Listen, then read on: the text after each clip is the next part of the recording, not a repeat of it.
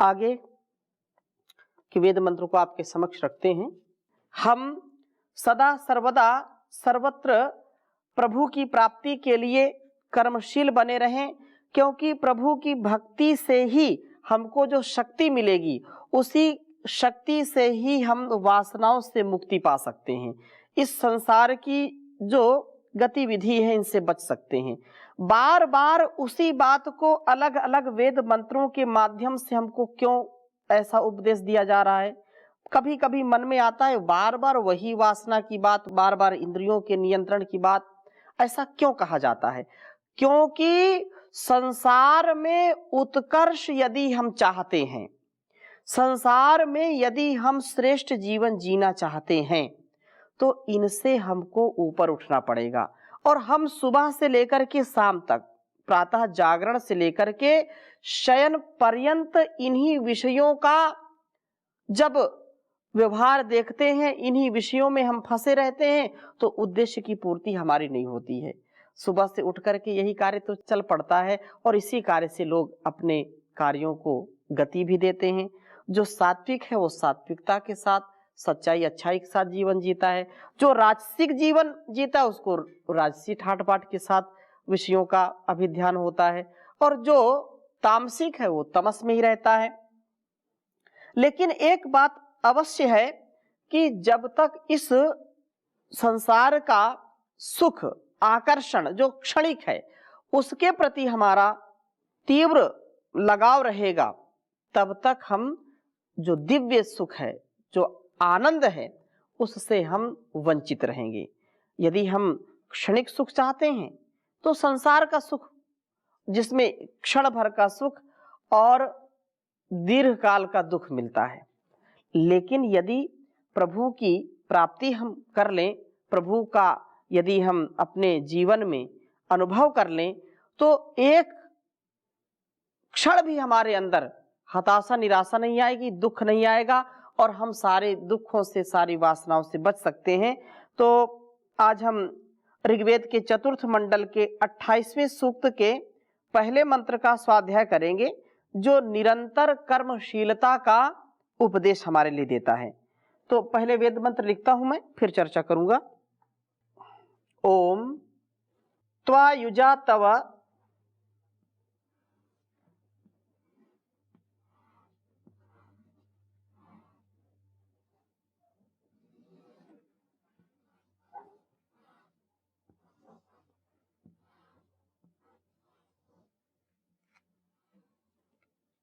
त्वायुजा तव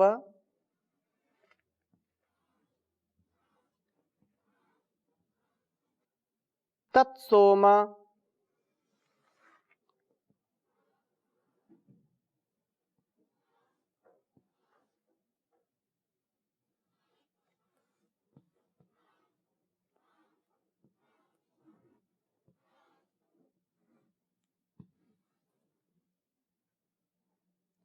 त्वायुजा तव तत्सोम सख्य इंद्रो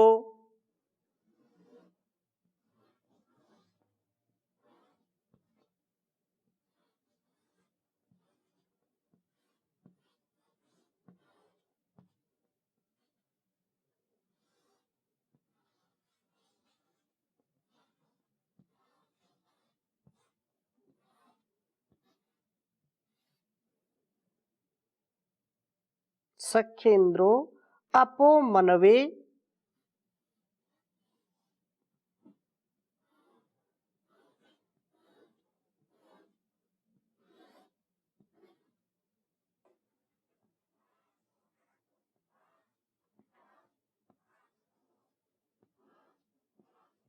अपो मनवे शश्रु तस्कः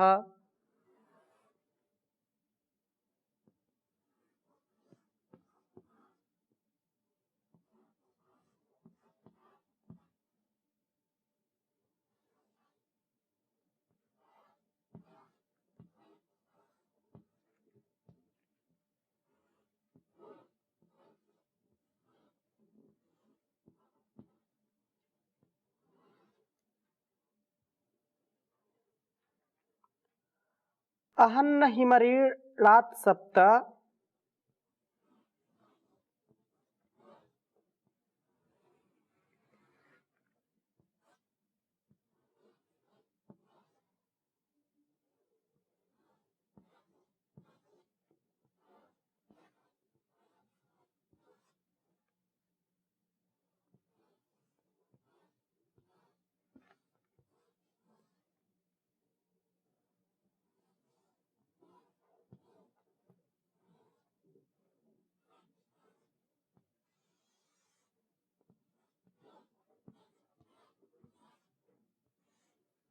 अहन्नहिमरेणात् सप्त सिन्धून्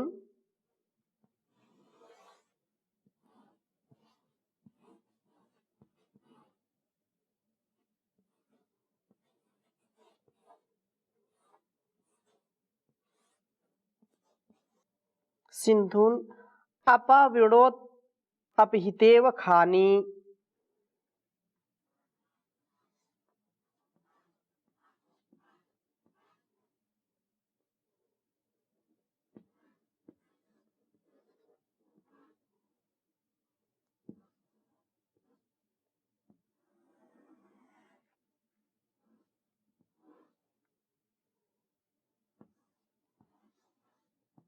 अपविणोद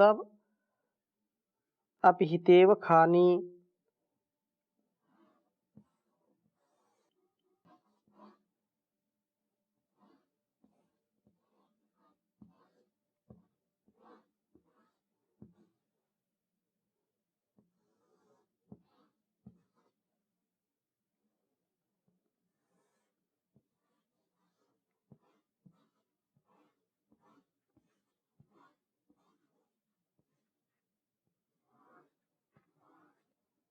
ऋग्वेद के चतुर्थ मंडल के 28वें सूक्त का पहला मंत्र है यह।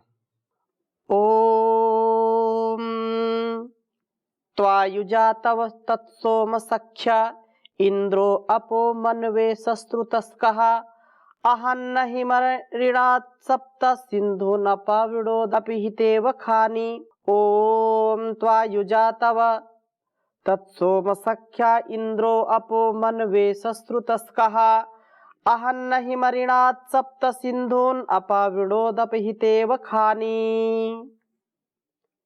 बहुत सुंदर बात कही है कि हे सोम,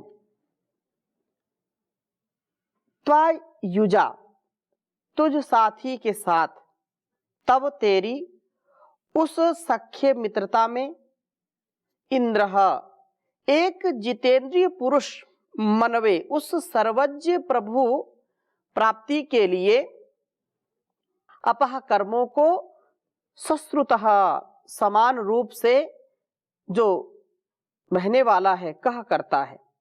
जिस समय हम सोम का रक्षण करते हैं, अपनी इंद्रियों पर नियंत्रण करते हैं, उस समय हमारे अंदर दिव्य शक्ति का संचार होता है। हम जब ब्रह्मचर्य का पालन करते हैं तो हमारे अंदर इतना उत्साह होता है, इतना हमारे अंदर तेजस्विता आ जाती है। कल ही हमारे बहुत ही एक आदरणीय डॉक्टर हैं, ऐसे सत्संग होता रहता है, बीच बीच में पूछते रहते हैं। उन्होंने कहा, स्वामी जी आजकल मैं ब्रह्मचर्य के ऊपर नियंत्रण रख रहा हूँ, ब्रह्मचर्य का विशेष रूप से पालन कर रहा हूँ और बहुत ही अद्भुत शक्ति का अनुभव कर रहा हूं मैं। ये बिल्कुल सत्य है कि यदि ब्रह्मचर्य से युक्त व्यक्ति अपने कर्मों का संपादन करता है तो उसके कर्मों में दिव्यता आ जाती है।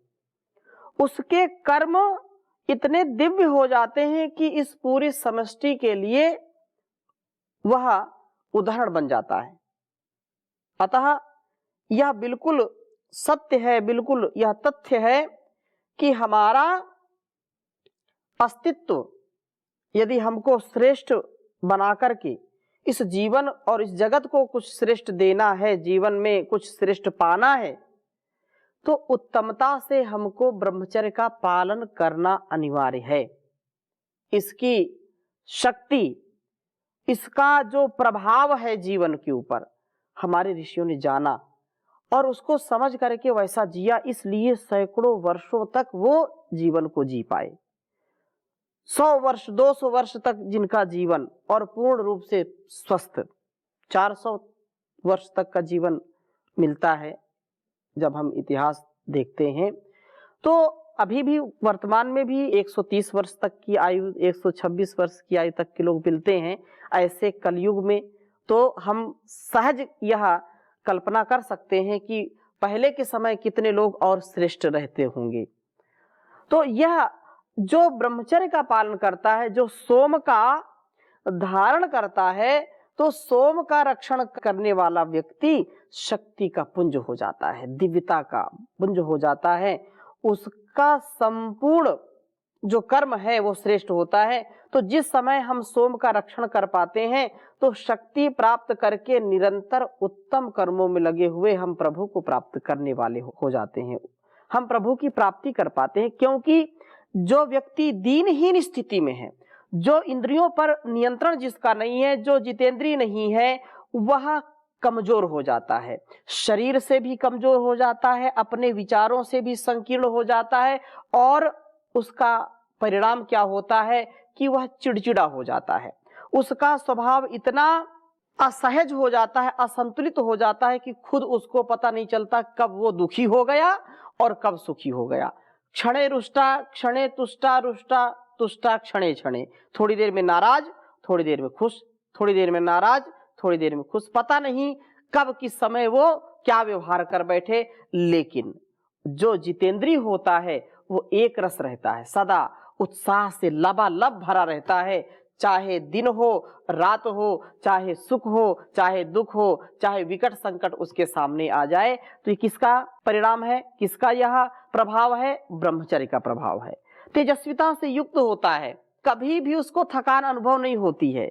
ब्रह्मचर्य गीत जो आचार्य अभयदेव वेदालंकार ने लिखा, यजुर्वेद, ऋग्वेद, सामवेद सब में तो ये ही है, लेकिन अथर्ववेद का एक बहुत अच्छा प्रकरण है जिसमें 26 मंत्र हैं, ब्रह्मचर्य सूक्त। उसका स्वाध्याय करना चाहिए युवक युवतियों को, और जीवन को पूरे उत्साह के साथ जीना चाहिए। कुछ ऐसी स्थितियां होती हैं कि नौजवानी में ही बुढ़ापे का आनंद लेने लगते हैं, इतने रोग सताते, इतने दोष हो जाते हैं कि उनका जीवन तेजोहीन हो जाता है। लेकिन जो ब्रह्मचर्य का पालन करते हैं, जो सोम का रक्षण करते हैं, उनका मन शांत रहता है, एकाग्र रहता है, चंचल नहीं होता है, और उनको गलत स्वप्न भी नहीं आते हैं। जो व्यक्ति जितना कामी होगा, जितना लोभी होगा, जितना वासनाओं से युक्त होगा, उसको उतने ही बुरे बुरे स्वप्न भी आते हैं, उसको उतना ही भय लगता है। इसलिए बार बार वेदों में वासनाओं से बचने की बात कही जाती है और सोम रक्षण की बात की जाती है, ब्रह्मचर्य से युक्त जीवन की बात की जाती है। आचार विचार व्यवहार सब प्रकार से हमारा सुव्यवस्थित हो, मर्यादित हो, संयमित हो, तब हमारा जीवन श्रेष्ठ बनता है। ये कितना विशाल यह विज्ञान है हमारे लिए। तो प्रभु की प्राप्ति वो कर पाते हैं, उसका अनुभव कर पाते हैं, और रोम रोम हर्षित होता है जब प्रभु की हम भक्ति करते हैं। अहिम अहन वासना रूप वृत्त का विनाश करते हैं। ये निरंतर कर्म में लगे रहना, वासना का विनाश हो, ये सबसे बड़ा साधन है। ये बहुत महत्वपूर्ण बात है हम सबके लिए कि निरंतर कर्मों में जो लोग लगे रहते हैं, सदकर्मों में, अच्छे अच्छे कार्यों में अपने आप को लगा के रखना। तो जब हम निरंतर कर्म में लगे रहेंगे तो वासना विनाश हो जाएगा। वासनाओं का विनाश हो, उसका ही सबसे बड़ा साधन है। महर्षि देवदयानंद जी से किसी ने पूछा कि ये काम तो बड़ा विचित्र है, जो वासनाएं बहुत विचित्र है, ये कभी ना कभी तो मन में आ ही जाती हैं। सुंदर रूप को देख करके, युवा हो, युवती हो, स्त्री हो, पुरुष हो, कभी ना कभी तो मन में आ ही जाता है। तो क्या आपको कभी काम सताया, कभी ऐसी कोई कामना आई विषयों से संबंधित? तो महर्षि दयानंद कुछ क्षण मौन हो गए और मुस्कुरा करके बोले, मुझे स्मरण नहीं आता कि काम ने मुझको कभी जो है सताया हो, काम मुझको कभी बाधित किया हो सकता है आया हो और मैं अपने काम में लगा रहा हूं, वो वापस चला गया हो। कहने का आशय क्या है कि अपने आप को इतना शुभ कर्मों में लगा के रखो, इतना अपने आप को काम में लगा के रखो, मतलब जो सदकर्म है, कि आपको वासनाओं को अपनाने का या वासनाओं का स्वागत करने का समय ही न मिले। वासनाओं का अभिध्यान करना, विषयों का अभिध्यान करना, उनका चिंतन करना, आइए आइए आइए, चलो अच्छा थोड़ा सा देख लेते हैं, थोड़ा सा खा लेते हैं, थोड़ा सा चख लेते हैं, थोड़ा स्पर्श कर लेते हैं, और फिर थोड़ी थोड़ी अच्छाई जो है बुराई बना देती है। बुराई कहां से आती है? अच्छाई के मार्ग से आती है। हम सोचते हैं ये चलो कोई बात नहीं, एक बार तो करने में कोई बुराई नहीं है, फिर एक बार हो गया कोई कार्य, फिर बार बार करने का मन करता है, कोई भी गलत कार्य। तो हम इससे बचें। इससे बचने का उपाय क्या है? लगे रहो किसी शुभ कर्म में, व्यस्त रहो, मस्त रहो, स्वस्थ रहो। वेदों के स्वाध्याय में, सत्संग में, सेवा में, सत्कार में, साधना में अपने आप को लगा करके रखें तो हम वासनाओं से बच पाते हैं। वासना विनाश का सर्वोत्तम साधन है सदकर्मों को करते रहना, उनमें लगे रहना। और अरिणात गतिमय करता है और अपहिता इव, वासनाओं से ढकी हुई, जो यहां पर बात कही है कि सप्त सिंधून, वेद मंत्र में आया सप्त सिंधून, शरीरस्थ 7 ऋषियों के 7 ज्ञान प्रवाहों को अरिणात गतिमय करता है और अपहिता इव, वासना से ढकी हुई खानी इन इंद्रियों को अपावृणोत, अज्ञान का आवरण हटाकर खोल देता है। वासनाओं के पर्दे को दूर करके इन इंद्रियों को स्व कार्य करने में सशक्त करता है। ये हमारे जो सप्त ऋषि हैं, सप्त ऋषि कौन है? यदि इनका हमने ध्यान नहीं किया, इनका ठीक ठीक प्रयोग नहीं किया, इनको हमने जाना नहीं और इनको सही दिशा में नहीं लगाया, तो यही हमको नरक का द्वार दिखाते हैं। हम नरक का द्वार न देखें, हम स्वर्ग का द्वार, जो अपने जीवन और इस जगत की भलाई के लिए, कल्याण के लिए है, ऐसे कार्यों को करने में संलग्न हो। तो इनका ध्यान रखना। सप्त ऋषि क्या है हमारे शरीर में? 2 आंखें, 2 कान, ठीक है, नासिका और मुख, ठीक है। हमारे इनसे जीवन का निसंदेह कल्याण होता है, ठीक। 2 सुराख नासिका के हैं, 2 आंखों के और 2 कानों के और 1 मुख। इनका हम संयमन करें, इनका नियमन करें, इनको सदगति की ओर ले जाएं, जिससे वेदोक्त शास्त्रोक्त कर्मों को करते करते हमारा जीवन श्रेष्ठ बन जाए और हम दूसरों को भी ऐसा ही बनाएं। तो संपूर्ण जीवन की गतिशीलता हमारे पास बनी रहे। हम इंद्रियों को विषयों से हटाएं, इंद्रियों को वासनाओं से हटाएं और इनको हटा करके ज्ञान से युक्त करें।